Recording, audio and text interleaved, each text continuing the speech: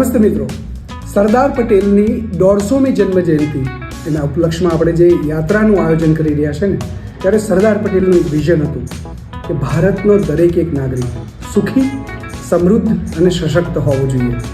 એ જ વિઝનને સાકાર કરવા આપણે બસ મૂકી છે અને બસની અંદર આપણે હસતા રમતા મ્યુઝિક સાથે અમદાવાદથી કરમસદ સુધી જઈશું અને આ જ બધા સંદેશને યાદ કરીશું. ત્યાં એક એક્ઝિબિશન પણ રાખેલ છે.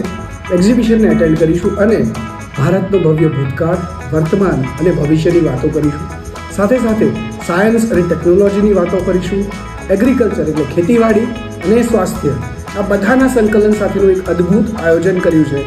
સાથે સાથે રમવાનું, જમવાનું અને મજા કરવાની આવી યાત્રામાં કોણ ના જોડાય? તો જોડાઈ જાઓ બધા 26 જાન્યુઆરી 2025 સવારે 9 વાગે અમદાવાદથી કરમસદ. જય હિન્દ, વંદે માતરમ, ભારત માતા કી જય.